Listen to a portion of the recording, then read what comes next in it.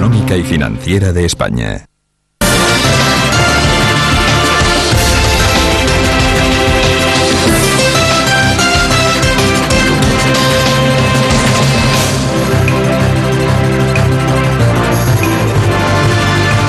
Si Convergencia y Unión no hubiera retirado su enmienda a la totalidad, la reforma fiscal diseñada por Pedro Solbes no habría salido adelante, porque la concurrencia de esa enmienda con otras también a la totalidad del Partido Popular, de Esquerra, de Izquierda Unida y del Bloque Nacionalista Galego ponía en muy serio peligro la aprobación del texto.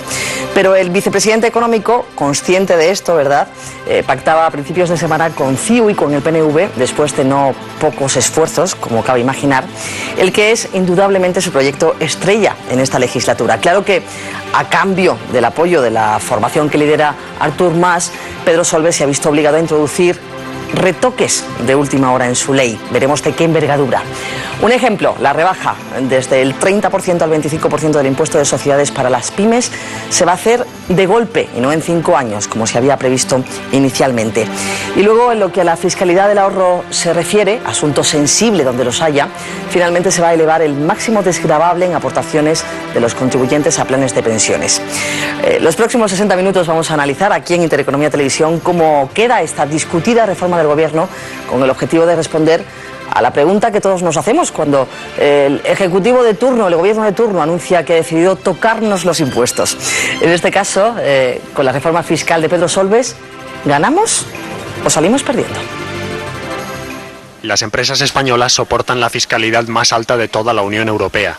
Pagan a Hacienda una media del 36% de sus beneficios frente al 23% que abonan las firmas europeas. Así se desprende de un estudio elaborado por el Centro de Investigación Económica Europea.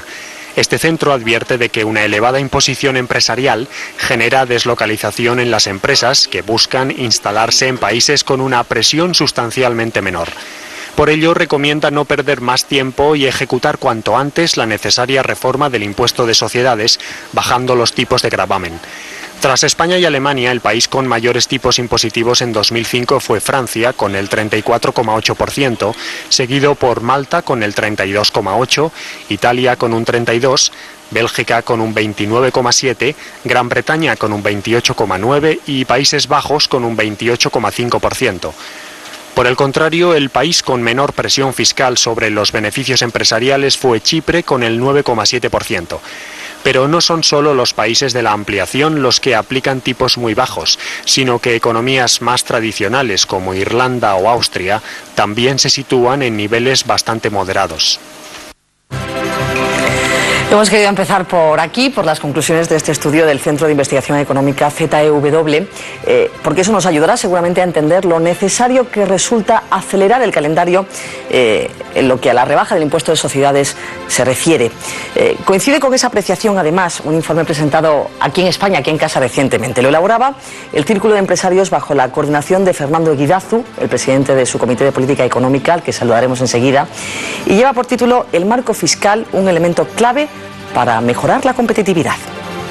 Fernando Eguidazu ha reiterado que la fiscalidad es uno de los elementos clave para alcanzar los objetivos de la política económica actual, el incremento de la competitividad en España. El gran problema que hay que resolver en este momento, a su entender, y que no se basa en una bajada indiscriminada de los impuestos.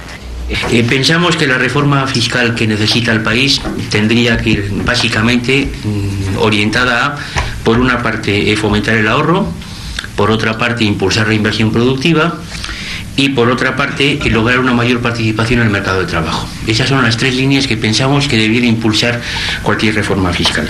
Según el presidente del Comité de Política Económica del Círculo, si no se potencia el ahorro, el modelo que hasta ahora estaba vigente terminará por quedar obsoleto y sin recambio.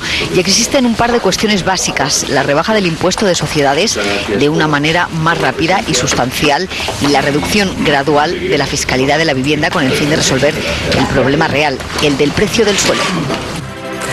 Y hay una opinión, ¿verdad?, que no queremos que falte nunca en los debates de esta casa, la opinión de la calle. ¿Cómo llevamos los españoles la presión fiscal que soportamos? ¿Sentimos que el Estado nos devuelve todo lo que le damos regularmente en forma de impuestos o ponemos más de lo que recibimos? Pues yo creo que se nota, yo creo que se nota mucho lo que pagamos de impuestos. Lo que pasa es que creo que tampoco lo pagamos como debería ser. Creo que hay personas a los que deberían cobrarle más que a otros.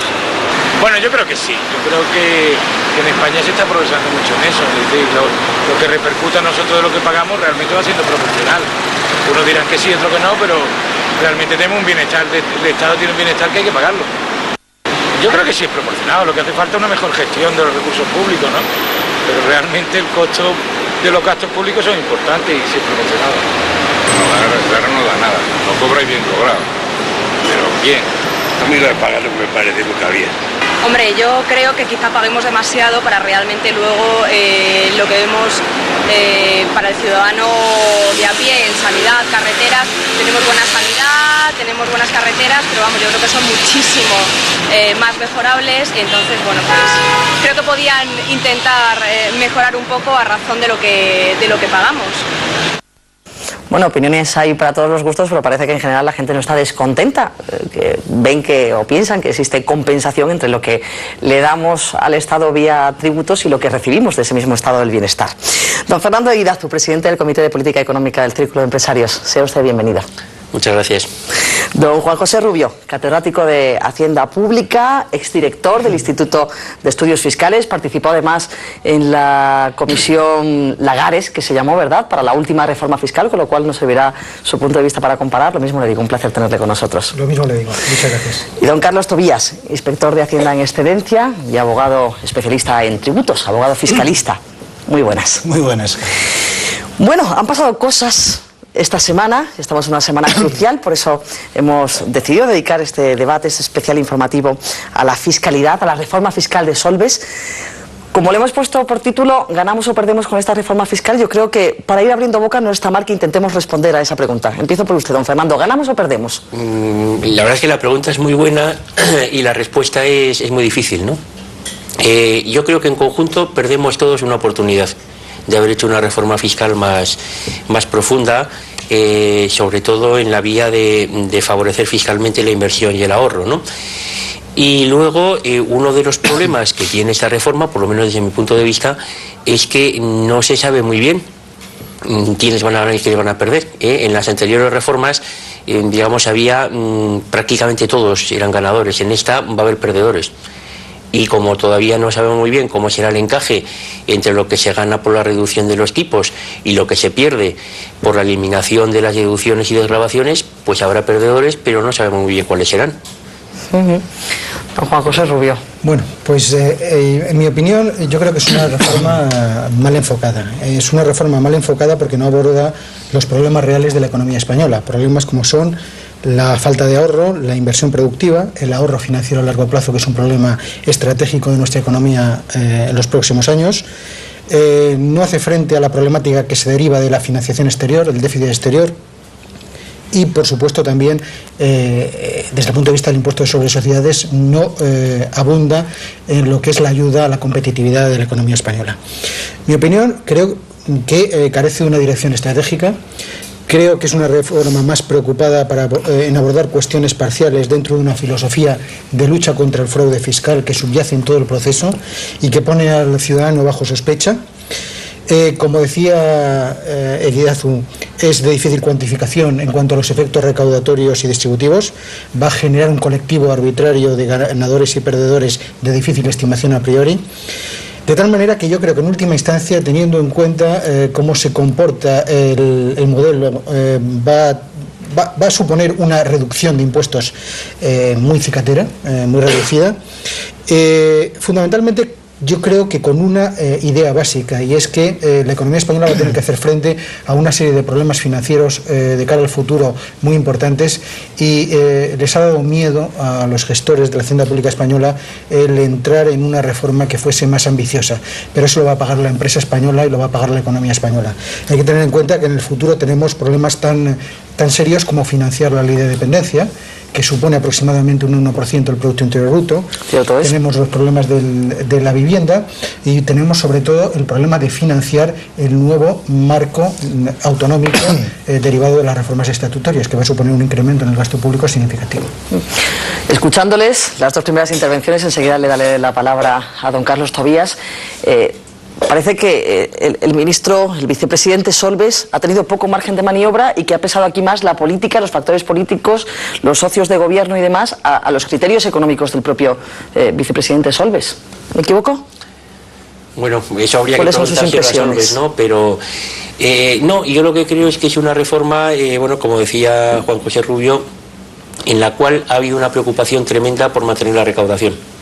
No hay que olvidar, primero, el problema autonómico, que va a complicar muchísimo la gestión fiscal, y luego los compromisos que está asumiendo el gobierno en materia social, en la llamada materia social, porque de eso habría mucho que discutir, ¿no? Ese gran saco que es el gasto social. Claro, que con esa palabra se santifica y se sacraliza prácticamente cualquier cosa, ¿no? Y por tanto se hace imposible criticarla.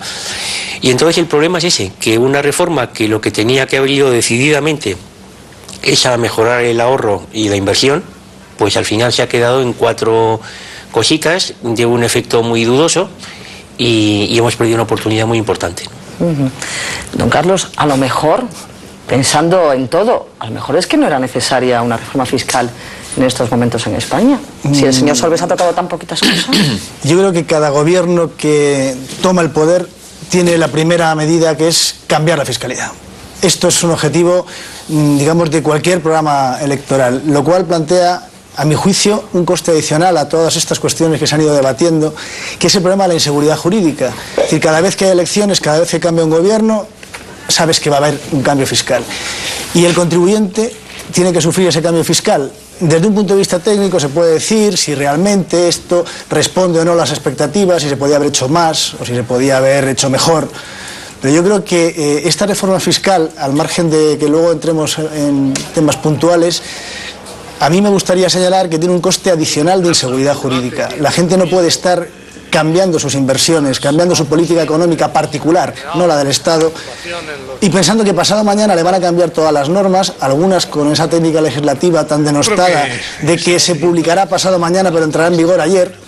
Con lo cual, claro, te encuentras atado a pies y manos, y ese coste de inseguridad jurídica a mí me parece grave. Desde el punto de vista, yo ya no hablo de unos términos académicos a lo mejor, sino desde el punto de vista del asesor fiscal, del contribuyente y de la fiscalidad forma parte de la vida económica y es un elemento esencial.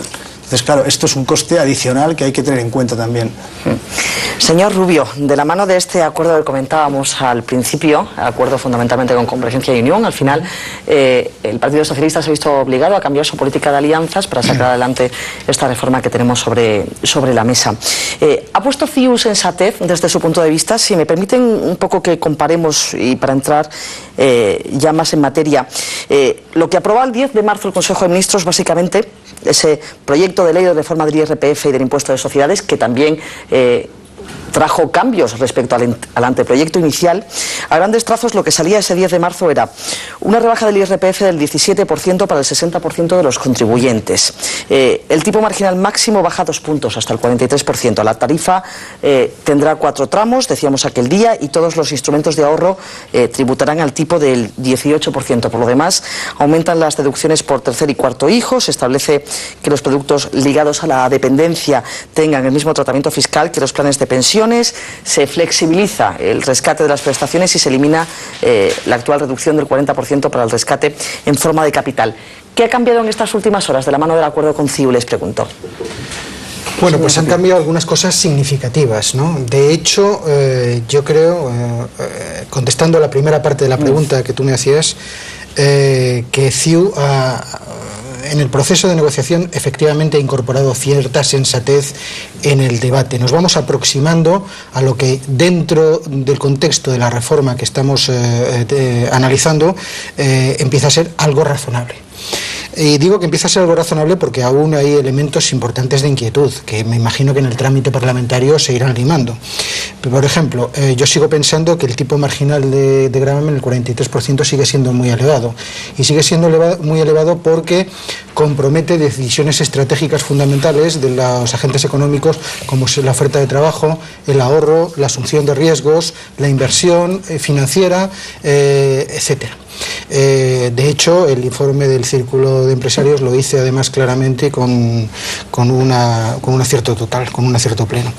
Yo creo que es importante poner de manifiesto también que es necesario, y parece que por ahí van los tiros también en cuanto a lo que es el debate parlamentario, se va a incrementar la capacidad de poner dinero en los fondos de pensiones con derecho a deducción, porque en el proyecto hablaban de 8.000, luego pasó a 10.000 y parece que ahora mismo se está debatiendo la posibilidad de incrementarlo, y seguramente en el trámite parlamentario, a pesar de lo que ha dicho esta mañana, lo que se ha dicho por parte del secretario de Estado, pues podría haber alguna dificultad desde el punto de vista financiero. Desde el punto de vista del impuesto de sociedades, me parece muy importante destacar el hecho de la reducción del tipo impositivo de las pymes del 30 al 25%. Hay que tener en cuenta que de 1.083.000 declarantes en el impuesto de sociedades, aproximadamente el 81,5% son pequeña y mediana empresa. Por lo tanto, estas empresas se van a ver beneficiadas el año que viene de esa rebaja de 5 puntos. Pero esto abre un conflicto con el tipo general, porque seguimos manteniendo en el 35% y, por lo tanto, si no se reduce el periodo de ajuste de los tipos a la baja, nos podemos encontrar con unos diferenciales enormes entre la pequeña y mediana empresa y la empresa normal. Pero es que además hay que tener en cuenta que, como consecuencia de la rebaja también del tipo impositivo del impuesto sobre sociedades, se está incrementando el diferencial entre el tipo del impuesto sobre la renta y del impuesto de sociedades. Consecuencia, va a haber estrategias, arbitraje fiscal en cuanto a la organización de los negocios como consecuencia de la ampliación de esos tipos. Hay muchos temas encima de la mesa que habría que valorar. El informe del Círculo de Empresarios precisamente pone la tilde en eso. Me gustaría que lo explicáramos bien a las personas que están viendo este debate, don Fernando. ¿Por qué no es bueno, por qué es malo que exista una gran diferencia entre el impuesto de sociedades y el impuesto de la renta de las personas físicas? Un antiguo ministro de Economía ya difunto, de Hacienda mejor dicho, decía que ella no tenía amigos que fueran personas físicas, que todos sus amigos eran personas jurídicas. Bueno, los tipos tienen que ser parecidos, o por lo menos no debe aumentar mucho la brecha, porque eso genera enormes problemas de elusión fiscal. Y entonces, bueno, uno de los mayores problemas que tienen todos los sistemas fiscales es la percepción, por así llamarlo, moral de los ciudadanos, ¿no? Un sistema fiscal en el cual hay una amplia convicción de bolsas de fraude o una amplia convicción de que determinados contribuyentes tienen mayores posibilidades que otros por la vía de figuras jurídicas de pagar menos impuestos, es un impuesto que pierde legitimidad. Y entonces el sistema fiscal, la legitimidad no solamente lo da que lo vote el Congreso democráticamente elegido, sino que tenga un cierto respaldo social. Entonces, por eso el tipo marginal, el tipo máximo del IRPF debe acercarse lo más posible al impuesto de sociedades. ¿Cuánto? Todo lo que sea posible, partiendo de que una cierta diferencia no es muy grave, siempre que no sea muy grande, ¿no? Eso aconsejaba evidentemente haber bajado más el tipo máximo del impuesto de renta de las personas físicas, ¿no? Lo cual no implica que no haya que seguir bajando, por supuesto, el impuesto de sociedades. Yo la verdad es que no soy tampoco muy partidario de esa discriminación tan exagerada entre las pymes y las empresas grandes, ¿no? La gran empresa, sí. Que haya una pequeña diferencia no es que me parezca mal, pero el que, digamos, toda la gran rebaja fiscal se haga en el impuesto de sociedades y a las pymes y a las empresas grandes se las deje un poco apartadas como si fueran unas malvadas, yo creo que no es una buena idea. Bueno, al final sí que se ha pensado en esta misma semana acelerar también el calendario en el campo de la gran empresa, no solamente arreglar un poco el tema de la pyme, porque se había dicho que se bajaba un punto cada año en los 5 próximos y precisamente de la mano de Convergencia y Unión comentábamos, se ha decidido hacerlo de golpe, ¿no? Eso sería una buena idea, pero hay que ver también qué va a pasar con las deducciones y desgravaciones que se suprimen. Reducir o eliminar la desgravación por reinversión de plusvalías no es una buena idea, y reducir o eliminar las desgravaciones fiscales por I+D tampoco. Sobre todo porque mandas un mensaje muy confuso a la población. O sea, por una parte estás diciendo que hay que estimular la investigación y el desarrollo y que España tiene un problema de investigación grave, y por otro suprimes la desgravación. Es un mensaje muy confuso para el ciudadano, ¿no? O sea que todo el conjunto de la reforma del impuesto a sociedades no termina de... A mí por lo menos no termina de gustarme. No termina de encajar. Exacto, sí, sí. De encajar cada pieza en el puzzle de toda la fiscalidad, de la política fiscal, que es de lo que estamos hablando. Y luego del ahorro, para no extenderme mucho, ya hablaremos luego, pero del ahorro también habría que hablar un rato, ¿no? Pues se ha arreglado alguna cosa, ¿no? Porque mire usted que fue criticado lo del 18%, madre mía. Quedan 2 o 3 que luego, para no acaparar el micrófono... Y enseguida le doy la palabra también a don Carlos. Si me permites, es simplemente para que los televidentes entiendan la importancia que tiene la apertura de diferenciales de tipos entre las empresas normales, las entidades normales y las pequeñas y medianas empresas. Se abren las posibilidades con un coste fiscal, o mejor dicho, con un beneficio fiscal importante, la posibilidad de fragmentar empresas para introducirlas dentro del bloque de pequeña y mediana empresa y por lo tanto pasar a tributar al 25% en lugar del 35%. El año que viene, si esto está así, tendremos un diferencial de 10 puntos en el impuesto de sociedades, que eso va a la cuenta de resultados. Y por lo tanto hay que tener en cuenta directamente, con lo cual hay que tener en cuenta que hay un incentivo fiscal a la fragmentación, a la segmentación del negocio por razones de naturaleza fiscal que no tienen que pueden no tener sentido desde el punto de vista económico. Una discriminación, una distorsión fiscal. Es una reflexión muy interesante. Estaremos ojo a visor, así ocurre eso. Seguro que están tomando nota más de uno y más de dos que nos están viendo en estos momentos. Don Carlos, desde su experiencia como inspector de Hacienda, que lo ha sido ahora en excedencia, a los inspectores de Hacienda no les gusta nada, sobre todo la parte de las medidas contra el fraude fiscal, porque piensan que al final no se dota, y deberíamos enlazar esto con lo que decía antes también don Fernando Guidazu, que al final tienes que buscar cierto consenso social para un cambio en la política tributaria, y que si los propios inspectores de Hacienda están lanzando el mensaje a los ciudadanos de ojo, con esto que ha hecho Solbes no se previene el fraude, no se previene la evasión global de impuestos, estamos jugando a un extraño juego, ¿no? Sí, es que un poco en la línea de lo que ha hecho Juan José, yo creo que se está intentando luchar contra el fraude abriendo vías de fraude diferentes. Es decir, yo ahora puedo fraccionar mis sociedades y convertirlas todas en pyme, me ahorro un 10 puntos, eso no es fraude.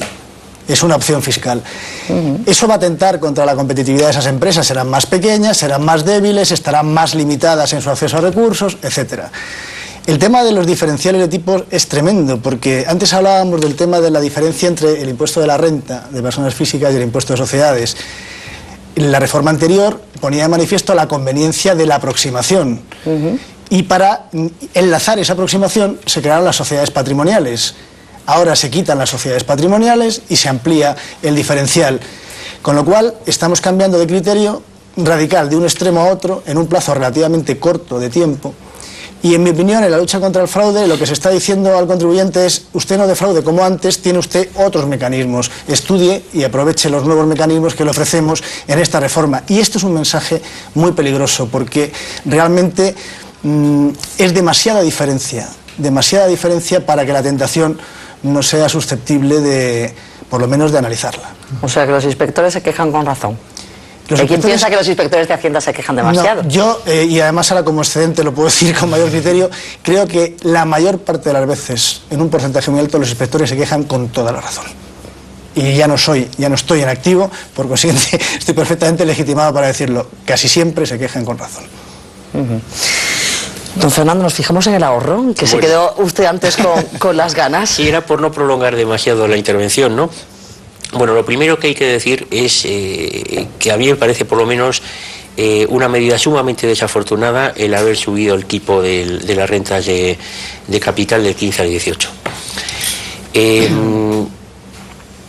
Es evidente, claro, que aparece una cierta injusticia en que dos tipos de renta, que son las del trabajo y las del capital, tengan una tributación tan diferente.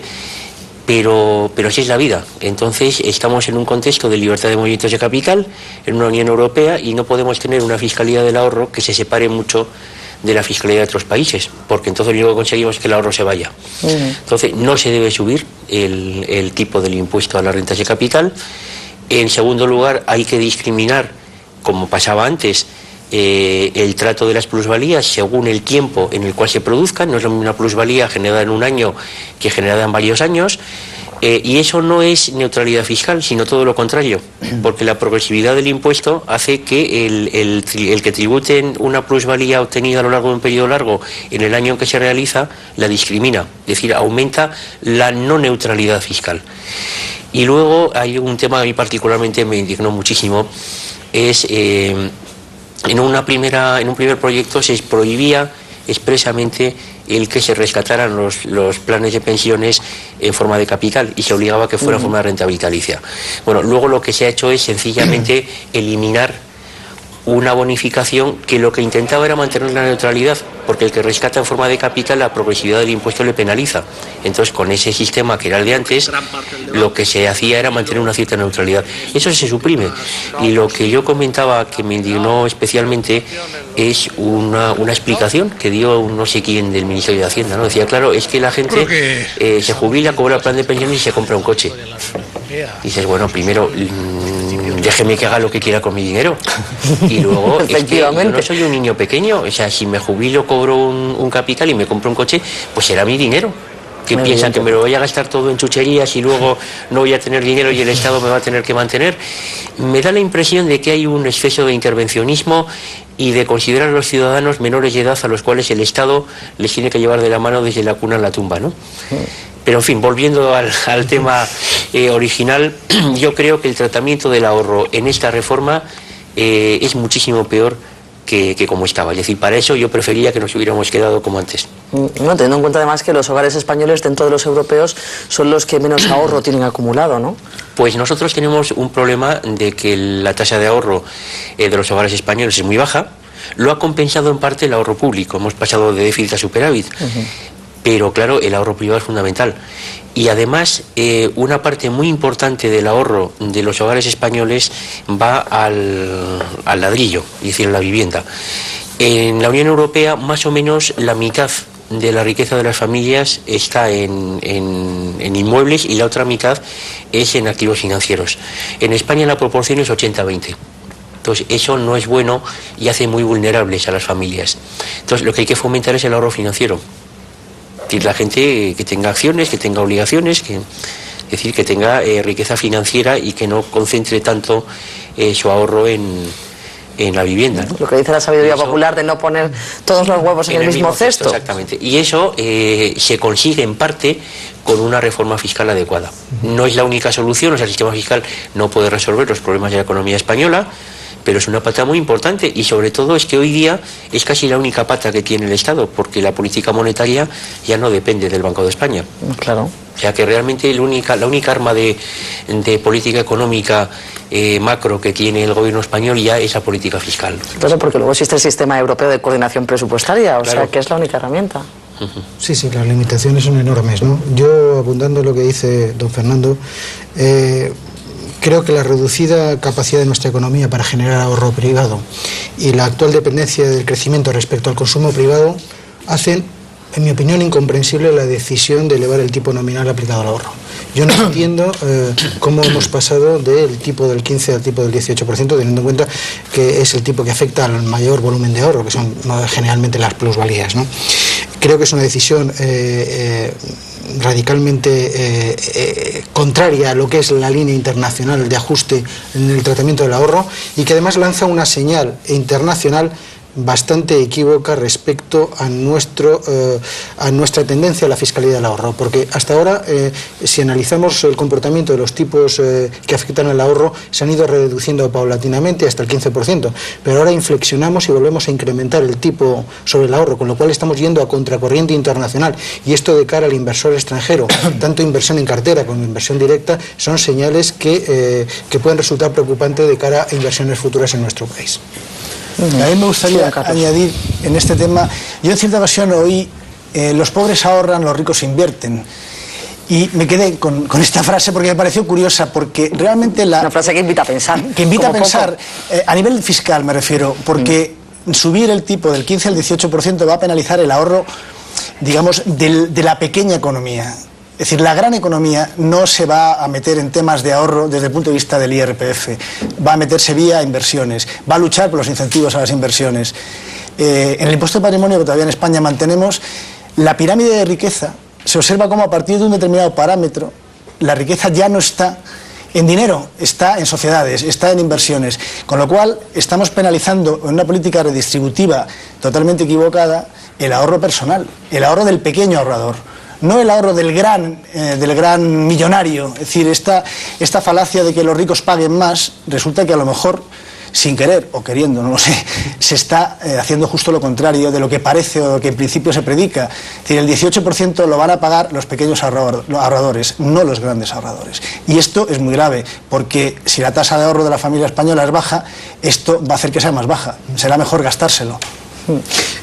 Si me permite, secundando lo que decía Carlos, creo que es muy importante destacar el hecho de que la desaparición de la deducción por doble imposición económica de dividendos va a suponer que los individuos que están al tipo marginal de gravamen máximo 43 y una parte del 37 se vean beneficiados con la desaparición, mientras que personas que están en el umbral de tributación y que pasen a tributar se van a ver perjudicados. O sea que estamos hablando que la desaparición de la deducción beneficia a rentas altas y perjudica a rentas bajas. Esta es la razón por la cual se ha introducido un mínimo exento de 1.000 euros que genera también problemas de discriminación fiscal, porque ¿por qué 1.000 euros de dividendos y no 1.000 respecto a otras fuentes de renta? Con lo cual hay un tratamiento bastante anárquico de las rentas del capital que no está de acuerdo con la filosofía del proyecto de neutralidad fiscal.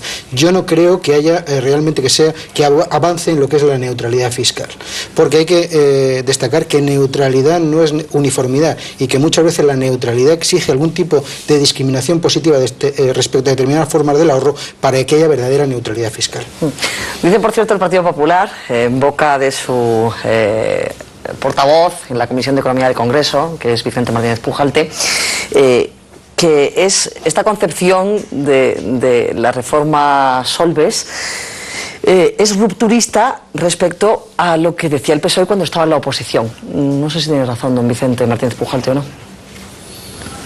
Don Fernando. Bueno, ¿se acuerdan ustedes de lo que decía sí me acuerdo, el PSOE cuando gobernaba el PP? Casi, a mí me gustaría volver a la pregunta, ¿qué decía el PSOE cuando estaba en la oposición? Porque claro, había lo que decía Miguel Sebastián por un lado y lo que decían los demás por otro. Entonces nos hablaban en un principio de un tipo único.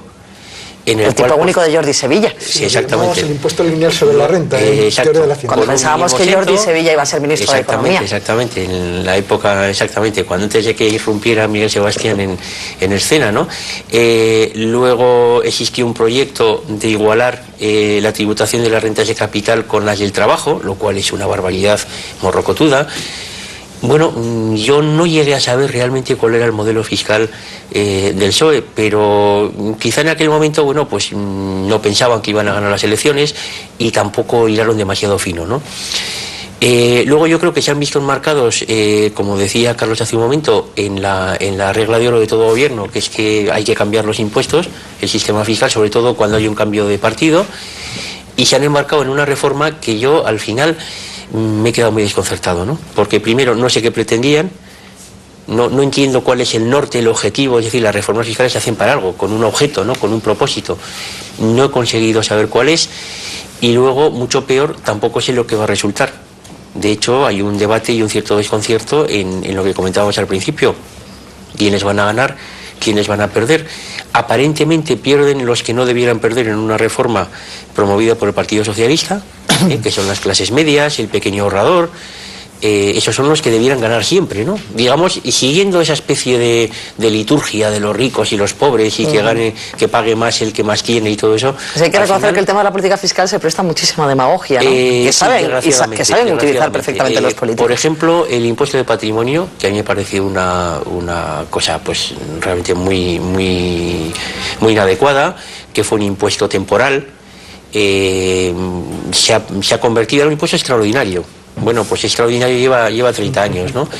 Además no lo tienen nuestros compañeros europeos. Bueno, pues eso yo creo que está sustentado un poco por la demagogia de que se supone que patrimonio tienen los ricos, entonces quitar el impuesto de patrimonio es una medida de la derechona para que los ricos paguen menos. No es así en absoluto, pero bueno, yo creo que es lo que está manteniendo una figura absolutamente anacrónica y obsoleta, ¿no?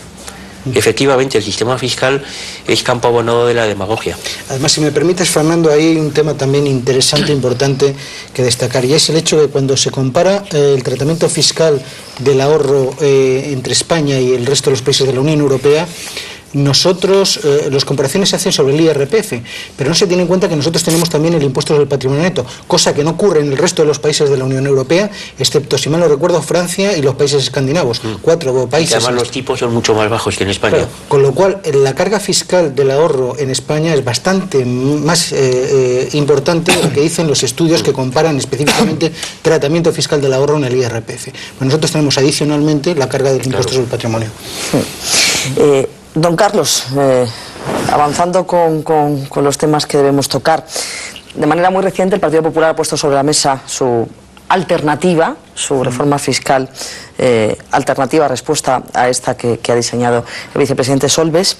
El tipo máximo, resumiendo, del IRPF, en opinión del Partido Popular, debe ser del 40% y no del 43%.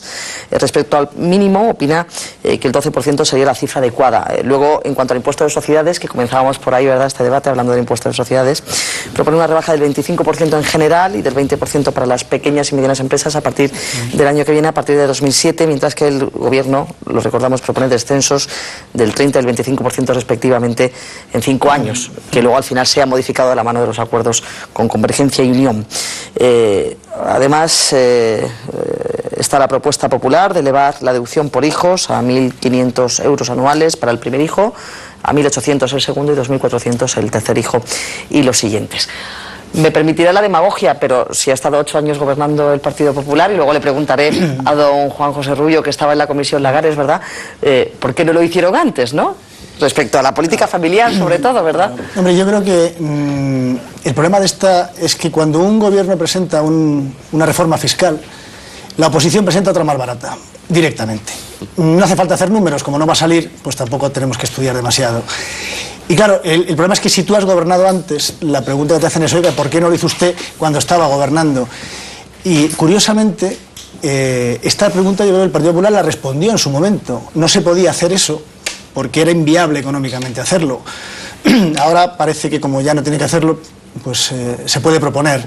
A mí me parece que o por lo menos las grandes líneas de esa contrapartida o contraproyecto que se presenta, está también en la línea de la oposición, es decir, no está muy estudiado, no me parece que sea tan viable pegar estos recortes fulgurantes de impuestos, ni me parece que la política fiscal sea bajar impuestos. Es decir, tú pones el 30, yo el 25 y entonces lo mío es mejor.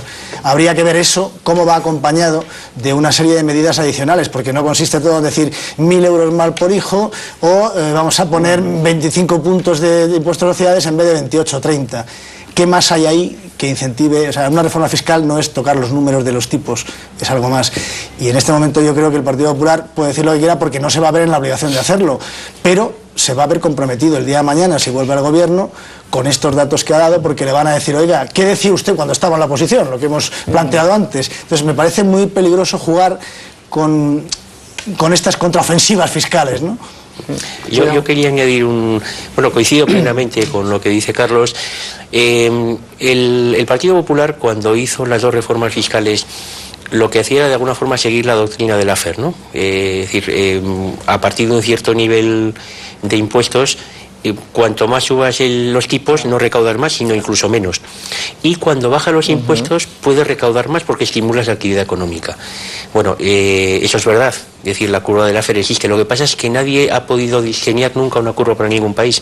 Entonces, si tú bajas los impuestos... Eso está sobre los libros, pero luego... Exacto. Quiero decir, tú sabes que si tienes una fiscalidad muy alta y la bajas, posiblemente eso estimula la actividad económica y recaudas más. Pero eso no vale siempre. Llega un momento en que si baja los impuestos baja la recaudación, porque si no, con 0 impuestos la recaudación sería infinita, lo cual es una estupidez, ¿no? Entonces, posiblemente en el caso español estemos ya realmente en el umbral. O sea, no es fácil saber si unas reducciones adicionales de los impuestos van a estimular la actividad económica. En este caso, las rebajas de impuestos tienen que ir más en la vía de lo que comentábamos al principio, no en el volumen de la recaudación, sino en la estructura del sistema impositivo. Es decir, lo que hay que bajar es el impuesto de sociedades, porque somos el segundo país con el tipo implícito más alto de Europa. y tenemos que mejorar la fiscalidad del ahorro. En renta y en otras figuras, pues a lo mejor no hay que bajar tanto. Y en algunas a lo mejor habría que subirlo, por ejemplo, en el impuesto al consumo, que lo tenemos bajísimo en un país que está recalentado con un exceso de demanda interna, ¿no? Y con una inflación que anda como anda. Y con una inflación que entonces a lo mejor sería sensato ser mucho más ambiciosos en la rebaja de sociedades y de impuestos al ahorro y compensar la pérdida de recaudación con una cierta subida de la imposición al consumo. Esa podría ser un... Pero ningún partido, ni en el gobierno ni en la oposición, ha planteado subidas de impuestos. Todos son bajadas. Claro, sí, vamos a ver, o si planteas una subida, pero no lo puedes llamar así por nada del mundo, claro. Pero esto que tú dices, y ahora imagínate un partido político, el que sea, que diga voy a subir el IVA, 2 puntos. Y ahora me presento a las elecciones. Claro, ¿Cuántos ciudadanos dicen, madre mía, que me bajan los impuestos? Claro. Asustados, echándose las manos a la cabeza, porque cada vez que los políticos dicen que van a bajar los impuestos, nos los suben, ¿no? Bueno. ¿Qué nos iba a decir antes? No, yo simplemente comentar que estoy de acuerdo con la precisión teórica que nos ha hecho don Fernando. Creo que es cierto, pero España es un ejemplo claro y se está estudiando en las universidades del funcionamiento de la curva de Laffer. Aquí en España ha habido una rebaja de impuestos y ha habido un incremento significativo de la recaudación. De hecho, se pone de manifiesto en los datos de presión fiscal. Ha habido una reducción de la carga fiscal individual a las sociedades y a las personas físicas y se ha incrementado significativamente la recaudación. ¿Por qué? Pues porque fundamentalmente se ha generado actividad económica, han aparecido del orden de 1 millón más de contribuyentes en el impuesto sobre la renta de las personas físicas, ha habido más actividad, se han ampliado las bases imponibles, ha habido más beneficio empresarial, ha habido más renta personal, y todo eso genera un incremento en la recaudación impositiva. Por lo tanto, yo pienso que la bajada de impuestos genera unos retornos muy importantes, que va a depender en última instancia de lo que los economistas llamamos elasticidad, ¿no? Elasticidad de recaudación, tipos impositivos o impuestos. Entonces, en este caso, la elasticidad de la economía española es muy alta y el efecto retorno ha sido muy importante. Entonces, la reforma que plantea el Partido Popular en este momento es una reforma racional y razonable. Es una reforma racional y porque tiene en cuenta todas estas consideraciones. Ha ido funcionando bien las reformas anteriores, han generado mayor recaudación con una rebaja de la carga fiscal individual, de los impuestos individuales. Entonces, ¿por qué no seguir avanzando en esa dinámica? Porque se ha demostrado que la bajada de impuestos no genera una merma en la recaudación y sin embargo ha reducido distorsiones y ha generado mayor actividad. Entonces, es una reforma posibilista. La pregunta era, ¿por qué no se ha hecho de golpe? Pregunta demagógica, que pues porque los experimentos hay que hacerlos con gaseosa, ¿no? Hay que ir poquito a poco y las aproximaciones tienen que ser sucesivas y hacer una reforma y ver si realmente el efecto es positivo. Se hizo la del 96, funcionó bien, en el 98 se ajustó y volvió a funcionar bien. La idea era seguir avanzando en ese proceso y yo creo que desde esa perspectiva está formulada la propuesta del Partido Popular, que es una propuesta ambiciosa evidentemente porque se hace desde la oposición, pero que desde el punto de vista recaudatorio y distributivo, y me consta que ha habido estudios dentro de del propio gabinete económico del Partido Popular, es una reforma bastante posible en el caso de que tuviesen que en un determinado momento, próximo o menos próximo, remoto, gestionar la hacienda pública española. En materia de vivienda, por ejemplo, dice el Partido Popular que ellos estarían por la labor de aumentar las deducciones por vivienda en un 30% para los menores de 35 años y ampliar el plazo de la cuenta ahorro vivienda a 10 años. ¿Se lo puede permitir la economía en estos momentos? ¿Se lo podría permitir la economía? Porque el Partido Popular no gobierna. Bueno, realmente las deducciones a la vivienda, yo soy totalmente contrario. Creo que no. Vamos a ver, hemos estado hablando de impuestos y hemos soslayado evidentemente la otra cara de la moneda, que es el gasto. Claro, detrás de toda la reforma Solbes y detrás de toda la política fiscal del gobierno de turno, en este caso el gobierno actual, late una recaudación necesaria para atender a un gasto. Si tú piensas aumentar ese gasto o mantenerlo, pues evidentemente estás muy preocupado por la recaudación. Y claro, el problema fundamental al final es el gasto.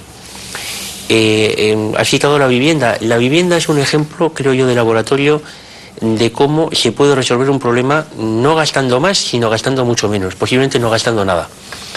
El problema de la vivienda no se resuelve dando bonificaciones o desgravaciones fiscales a la gente para que compre viviendas, porque lo que pasa en España con la vivienda es que hay un desequilibrio muy importante entre oferta y demanda. La demanda ha crecido por una serie de razones, que sería largo de exponer, y la oferta está limitada artificialmente por el Estado. Entonces, en un contexto así, toda la desgravación se traslada al precio. O sea, toda esa bonificación fiscal que recibe el comprador de la vivienda para poder acceder a la vivienda resulta que contribuye a que el precio sea más alto. Con lo cual se está produciendo un trasvase de rentas a los promotores y a los constructores y a los ayuntamientos. Entonces, probablemente con una política racional de liberalización del suelo no haría falta ni Ministerio de la Vivienda, ni Instituto de la Vivienda, ni subvenciones a la vivienda, ni nada de nada.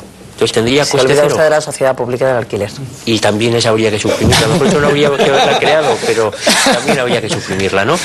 Con lo cual nos lleva al gran problema, ¿no?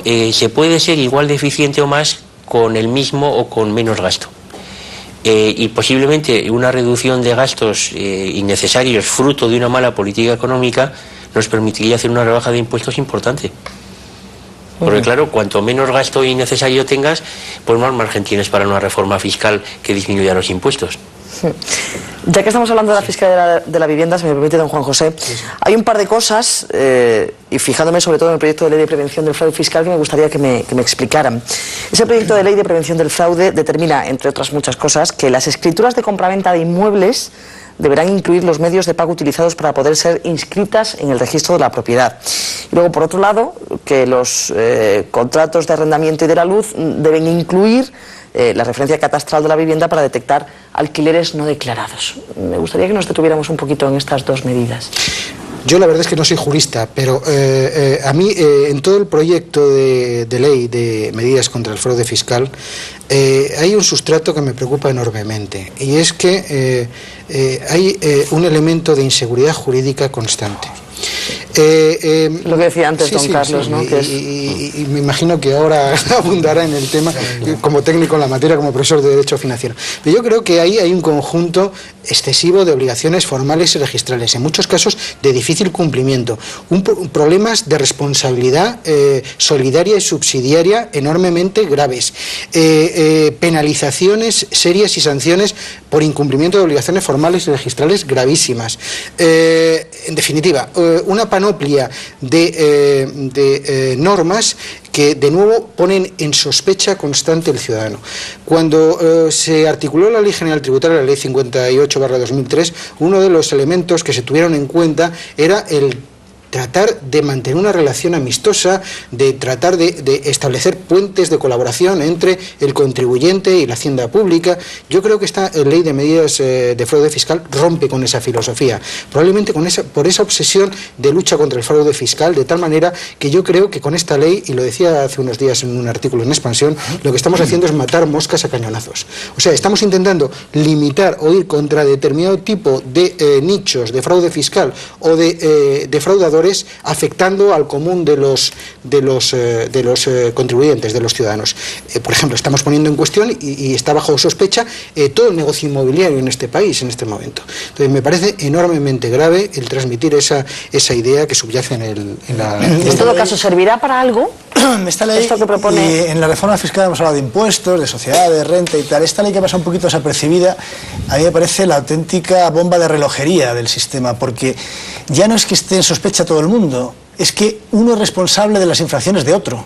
Es decir, yo soy responsable de que una persona no haya pagado el IVA, y entonces me cargan con una obligación de policía fiscal para la cual encima no me dotan de medios. No entiendo eso, don Carlos, discúlpeme, sí, es decir, nos lo tenemos que si yo compro un producto, por ejemplo, temas informáticos, que está a la orden del día, a un precio inferior, notoriamente inferior al de mercado, tengo que suponer que el que me lo vende, me lo puede vender tan barato porque no paga el IVA, y entonces yo tengo que, digamos, de alguna forma, hacerme responsable del IVA. Si lo compro, estoy asumiendo la responsabilidad del IVA. Esto en grandes líneas, es decir, sería un tema, hasta el punto de que la propia Unión Europea ha obligado a España a modificar una parte de esta norma, porque no puede cargar la responsabilidad sobre, digamos, el consumidor final o el casi consumidor final por las infracciones tributarias de la cadena anterior, que no puede controlar, es decir, que no se da medios para controlar. Entonces, esto es tremendo. Es decir, no se puede, no solo ya poner en sospecha a todo el mundo, sino cargarle con una responsabilidad para la cual, sinceramente, entiendo que no está preparado el contribuyente, ni siquiera los asesores, que también en este tema es otro punto que ya ponemos encima de la mesa. Los asesores tenemos que delatar a nuestros clientes, y si no, nos convertimos en cómplices de un delito que a lo mejor ha cometido un tercero. esto es demencial. O sea, jurídicamente es algo que yo me imagino que algún día se tendrán que replantear, o que si no los tribunales tendrán que poner en su justa medida. Es decir, será un tema puramente judicial. Y para terminar y no extenderme mucho, Juan José ha hablado antes de la litigiosidad, de que el contribuyente y la administración estén relacionadas. De hecho, Hacienda encargó a la universidad un estudio sobre las causas de litigiosidad entre la hacienda pública o la administración en general y el contribuyente. Y gran parte de esta litigiosidad se debe a normas de este tipo que el contribuyente no puede admitir. O sea, no puede admitir que yo tenga la culpa de que un señor no haya pagado el IVA. Pero mire usted, lo siento, si no ha pagado el IVA, yo he comprado al que me ofrecía mejor precio. Yo no soy policía fiscal. Sí, me temo que los tribunales económicos administrativos van a tener y los contenciosos. Los contenciosos van a tener un trabajo enorme como consecuencia de la aplicación de esta norma. A mí me llama mucho la atención que estemos hablando mucho más, y sobre todo que los políticos estén hablando mucho más de la otra parte de la reforma, ¿verdad?, que no de este proyecto de ley. No sé si es que no se lo habrán leído o que piensan que durante el trámite parlamentario lo van a mejorar sustancialmente, pero no se está hablando mucho de esto, que resulta bastante escandaloso a todas luces, ¿no? Esta ley es tremenda. Y yo casi pasaría un poquito la pelota a la prensa también, ¿no? Sí. Posiblemente son temas mucho más finos, más difíciles de hilar, más técnicos. Hay que ser catedrático o experto fiscalista para darte cuenta de realmente de la enorme importancia de todo esto. Y para el, digamos, lector común de prensa o para la prensa en general, pues es mucho más llamativo el que si me bajan el impuesto del 45 al 43, que si en vez del 15 pago el 18, es más visual, ¿no? Entonces digamos que tiene más gancho periodístico lo otro que esto. Pero posiblemente esto tiene tanto más trascendencia que la propia estructura del sistema impositivo español, ¿no? Bueno, yo creo que en materia fiscal estamos yendo a peor, desgraciadamente, en una serie de frentes. Estamos teniendo una fiscalidad que no es la que necesita la economía española, como hemos comentado a lo largo del programa. Estamos aumentando la inseguridad jurídica. Se está reforzando una cosa que a mí siempre me ha producido una especial molestia, y es que uno frente a Hacienda parece que es siempre culpable. Da la impresión de que hay una presunción de culpabilidad, incluso en las relaciones con la Hacienda, ¿no? Que en otros sitios no existen, ¿no? Yo en otros países veo que la relación, a nadie le gusta pagar, por supuesto, pero la relación es un poco más fluida, menos ominosa, ¿no? Entonces, en todos esos temas estamos yendo a peor, desgraciadamente. La presunción de inocencia existe en todos los derechos, excepto en el derecho tributario, ¿no? Sí. No, a mí hay un tema al hilo de todo esto y además intentando vincular las dos leyes, y es el tema internacional. A mí me preocupa enormemente el hecho de que no ajustemos adecuadamente nuestro impuesto de sociedades, de que no seamos competitivos en el impuesto sobre la renta, de que mantengamos el impuesto sobre el patrimonio neto, de que la ley de medidas de prevención del fraude fiscal imponga una serie de garantías enormemente gravosas a los inversores exteriores en España. Realmente estamos provocando en última instancia que las inversiones en España no solamente no vengan, sino que en muchos casos se deslocalicen. Y realmente es un elemento preocupante teniendo en cuenta hoy en día los fenómenos de la globalización. Entonces, volvemos de nuevo a lo que comentábamos al principio. Yo creo que no hay una dirección estratégica en esta reforma. No existe una idea de la importancia que tiene el casar toda la información que se recoge en los diferentes proyectos de ley con una filosofía global que tenga en cuenta las necesidades de la economía española. Yo creo que en este momento el debate que ha tenido lugar o que va a tener lugar en el Congreso de los Diputados debería replantearse esta situación y retomarlo en función de las necesidades de la economía española. Yo, para remachar lo que decía Juan José, en Europa hay un ejemplo realmente impresionante de cómo un sistema fiscal puede empujar al país de forma espectacular, que es Irlanda, ¿no? Irlanda tiene una fiscalidad bajísima, sobre todo en sociedades, y en este momento tiene la renta per cápita más alta de Europa. Es el país que ponemos siempre como paradigma de modelo económico, no solamente de modelo fiscal. Tiene una serie de ventajas, ¿no?, que no tiene España. Pero es un país que ha pasado de tener una renta clarísimamente inferior a la inglesa, algo así como un 20% inferior a la inglesa. Los irlandeses eran, digamos, los pobres del mundo anglosajón, y ahora me parece que están los segundos detrás de Luxemburgo en renta per cápita. Y eso, el sistema fiscal, no diré que sea la única causa, pero ha sido un elemento fundamentalísimo del despegue económico irlandés. y la investigación y desarrollo sobre todo. El I+D+I. Sí, pues mira, en ese tema a mí me preocupa el que utilicen en las reformas legislativas conceptos jurídicos indeterminados o subjetivos. Por ejemplo, se dice vamos a quitar determinadas deducciones, ahora dice bueno, vamos a mantenerlas siempre que, por ejemplo, la deducción por reinversión se haga en inversiones productivas. ¿Esto qué es? Inversiones productivas depende de que yo considere que es productivo. Un criterio muy subjetivo, claro. Es como cuando el régimen especial de fusiones se decía siempre que responda a motivos económicos válidos, no por razones estrictamente fiscales. Y dices, hombre, es que las razones fiscales son motivos económicos. Esto para empezar. Y son válidos, ¿no? Pero decir que estos conceptos que se emplean con bastante generosidad y con bastante banalidad plantean muchos problemas en la práctica porque son importantes, tienen importante cuantía recaudatoria y dependen de la interpretación que uno haga, que es cuando yo reinvierto una ganancia que he obtenido, que es una inversión productiva. Pero fíjate, Carlos, que yo, teniendo en cuenta la situación actual, en la cual ha desaparecido esa deducción que me parece trascendental, yo sería de los que piensan que podríamos definir lo que se entiende por inversión productiva, fijar claramente los requisitos, pero creo que es fundamental mantener esa deducción. Por supuesto. La deducción por inversión de beneficios extraordinarios de plusvalías es un elemento determinante para el ahorro empresarial, claro, para la autofinanciación. Y cargársela me parece un sinsentido, porque es ir en contra del ahorro empresarial, cuando estamos hablando de que tenemos que incentivar el ahorro. Nos quedan prácticamente 2-3 minutos para terminar. Y hay algo por lo que no les he preguntado y me parece muy importante, ¿no? ¿Cuánto cuesta? ¿Cuál es el coste de esta reforma fiscal? Dice el vicepresidente económico Pedro Solbes que 4.500 millones de euros.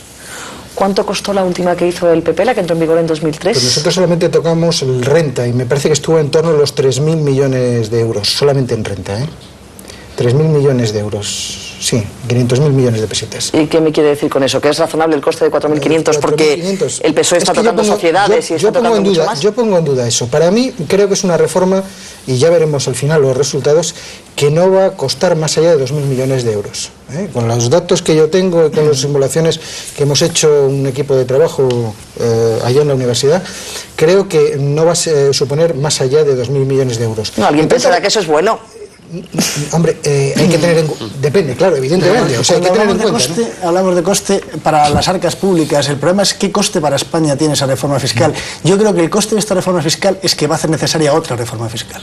Ese es el gran coste que tiene esta reforma fiscal. Esto no se puede mantener. A lo mejor este mismo gobierno va a tener que volver otra vez a reconsiderar estos parámetros. O sea, que a mí que cueste 2.000 millones o 3.000 desde el punto de vista de recaudación para las arcas públicas, me parece que ya lo habrán asumido los que han estudiado la reforma. El problema es el coste a la economía nacional y sobre todo el coste de que va a haber una nueva reforma fiscal, que se anuncia ya como consecuencia de muchas de las cosas que hemos dicho aquí, que no son compartidas ni incluso por los que ahora están dando el apoyo al gobierno. Y sobre todo que si hay... La guinda la pone usted, don Fernando. ¿Le iba a decir adiós? Bueno, no, decía que si hay sectores que al final son claramente perdedores, y efectivamente son los que comentábamos al principio, eso tiene un coste político muy grande, ¿no? Tiene mucha munición para el partido de la oposición y efectivamente, como decía Carlos, bueno, va a ser inevitable que hagan una reforma que no será una reforma, será parches. Con lo cual volvemos a otro de los eternos problemas, que es que esto es como los culebrones, no se acaba nunca. Se hace una reforma y se le pone un parche, entonces revienta por otro lado y se le pone otro parche. Y al final, pues cada año tenemos un impreso distinto, el contribuyente se vuelve loco porque saca la renta del año pasado para hacer la de este y no puede comparar. Y entonces al ahora final, que estamos pues en plena campaña de la renta, que estamos todos en casa con ese claro, al final problema. Cada año es distinto, ¿no? Y eso pues para los asesores fiscales es magnífico, pero para el ciudadano pues es bastante amargo, ¿no? No, este año afortunadamente no cambian tantas cosas respecto del pasado. No, pero tranquila, estamos tranquilos. Y luego compromete mucho, claro, la planificación fiscal de las empresas, ¿no? Las inversiones que se hacen a largo plazo, la gente que decide los planes de ahorro, los planes de pensiones, esos son decisiones a largo plazo. Y no pueden estar cambiándote cada año las reglas de juego, porque el ahorrador quiere saber a qué atenerse a la hora de colocar su dinero en un fondo de pensiones, en un fondo de inversión, comprarse una casa. Entonces lo fiscal es muy importante. Y no hay derechos adquiridos al derecho fiscal. Don Fernando Eguidazu, don Juan José Rubio, don Carlos Tobías, ha sido un debate muy interesante. Gracias a los tres por su presencia en Intereconomía Televisión y gracias a ustedes, por supuesto, por seguirnos desde sus casas. Hasta pronto.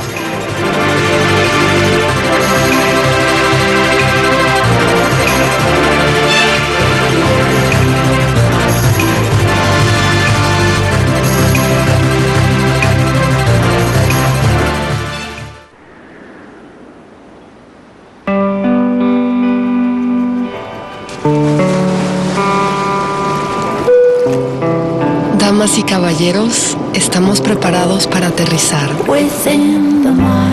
Por favor, vuelvan a su asiento y asegúrense que su equipaje...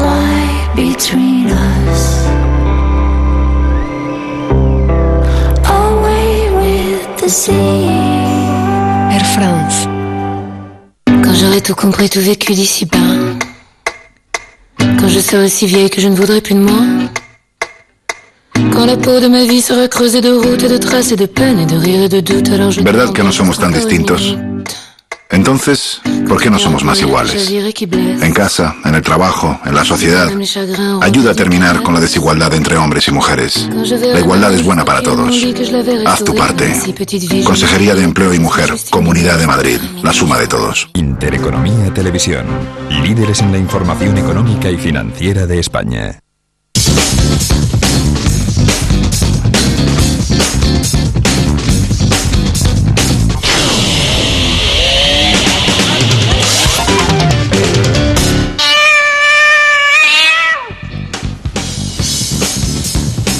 ¿Qué tal? Muy buenas noches. Bienvenidos al Gato al Agua. Esta noche Miguel Arias Cañete, responsable de la política económica del Partido Popular, y Antonio Miguel Carmona, profesor de Economía de la Universidad San Pablo CEU de Madrid y militante del Partido Socialista, van a debatir sobre la situación a corto, medio y largo plazo de la economía española.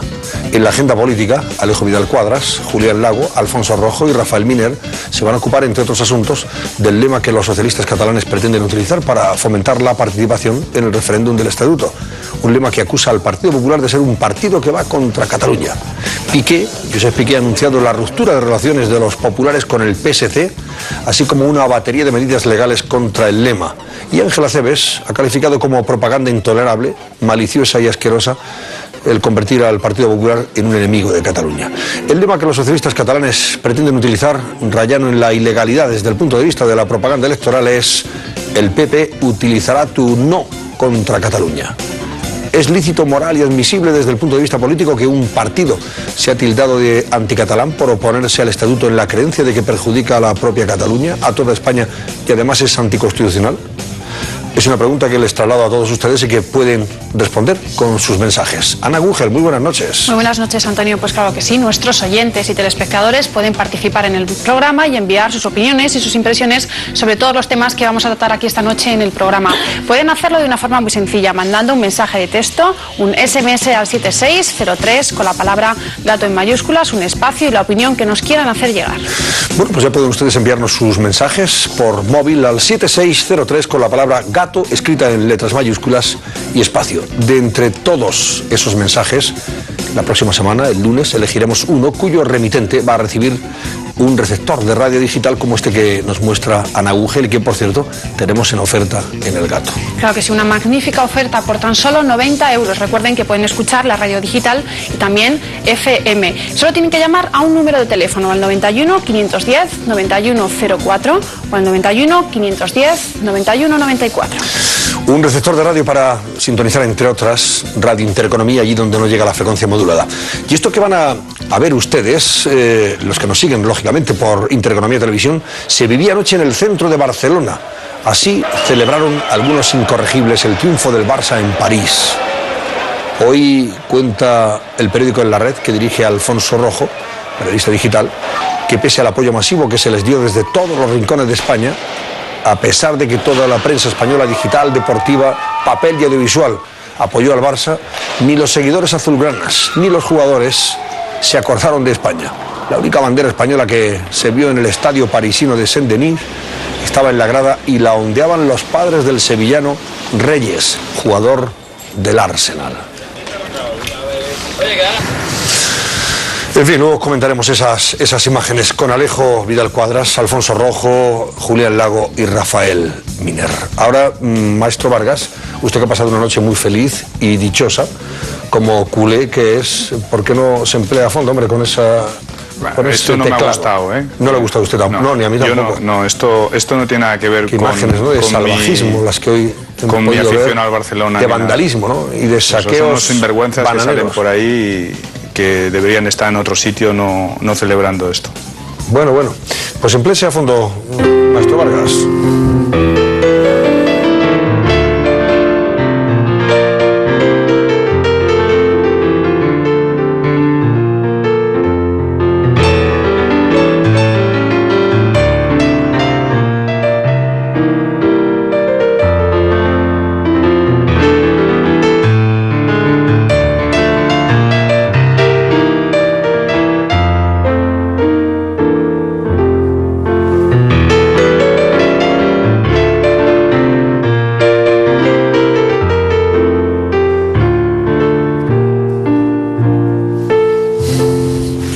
qué le dedica usted, Rafael, esta interesante melodía, esta balada señor inmortal? Arias Cañete, que me la ha pedido.